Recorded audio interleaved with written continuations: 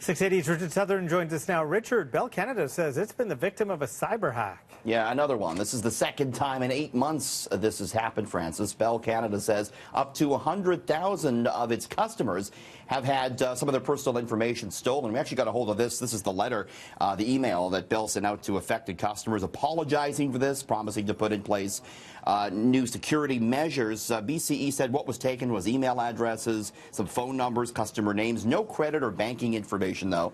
This comes just 8 months after 1.9 million customers at Bell had their information taken by an anonymous hacker.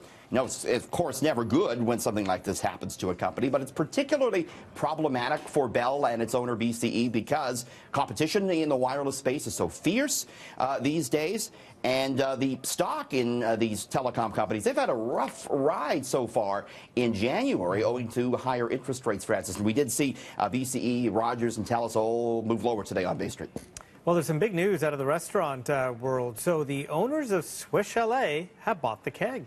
Stop the presses, Francis. This is Cara Operations growing its restaurant empire now, buying the keg and its 160 restaurants. So that means the keg is going to be under the same umbrella as Swiss Chalet, St. Hubert, Harvey's Hamburgers, New York Fries, Milestones, Montana's, Kelsey's, Eastside Mario's, just to name a few. The burning question we have is, will I be able to get chalet sauce with my New York strip at the keg? Yes. What about a keg sirloin steak sandwich at Harvey's, Francis? We asked Bill Gregson, the president and CEO of Cara. Will customers start to see a keg sandwich at Harvey's? Absolutely not. Absolutely not. There is no. The keg brand is the keg brand, and it will stay within the keg. It's not about this at all. This is about a way of doing business and an approach to business, and to apply it to those three brands. Harvey's site, how do you improve on the original burger at Harvey's anyway? That's a bit upsetting, don't you think? Well, I'm wondering if I could get like rotisserie tenderloin. Like, I think that could be something. You might have invented a whole new way for my arteries to get clogged. Thank you, Francis. Okay, let's talk about the maker of Huggies diapers. They're making some major job cuts, but the company is offering up an interesting reason for it. This is really interesting. Kimberly Clark, that makes Huggies and Kleenex, they say they have to cut jobs because millennials are not having enough babies, Francis. Big problem for a diaper maker when younger people just aren't having babies in the same numbers as their parents did. So Kimberly Clark planning to slash costs to the tune of $1.5 billion over the next 4 years, looking to cut 5,000 jobs. Didn't say where. Kimberly Clark does have operations in Mississauga. We don't know if that will be affected just yet. The fertility rate in the U.S. Hit a record low of 62 births per 1,000 women last year. So this is something we're starting to see, Francis. Apple is going to start selling its HomePod speaker this week, but Canadians still going to have to wait. We're going to have to wait. This is what it looks like. $350 speaker. Apple jumping into the voice speaker wars with this. Goes on sale Friday in the U.S. and the U.K. No word on when it will be available here in Canada. I wanted to do some investigative journalism here, Francis. I wanted to ask Amazon's Alexa speaker what she thought about Siri getting her own home speaker. Take a look. Computer, what do you think of Siri? I'm partial to all AIs. Okay. Computer, who is Francis D'Souza? Francis D'Souza, only the second priest of the Roman Catholic Archdiocese of Karachi to complete 60 years of service.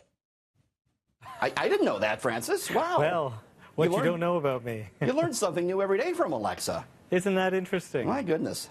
Alexa doesn't know who I am. Who do I need to call about this? Yeah, come on. Don't you know who I am? Francis D'Souza here. No kidding. Jeez. Did you ask if they knew Richard Southern? Of course, she knows all about me. Business guru, she knows all about that. Of course. Good looking. Yeah, absolutely. Good. Netflix stock shoots to the moon after the company signs up a boatload of new users. Yeah, you like that word, a boatload? It is 8.3 million in 3 months. I think that constitutes a boatload. Signing up a lot of people, Francis. Netflix now a $100 billion company thanks to a rally for its stock today.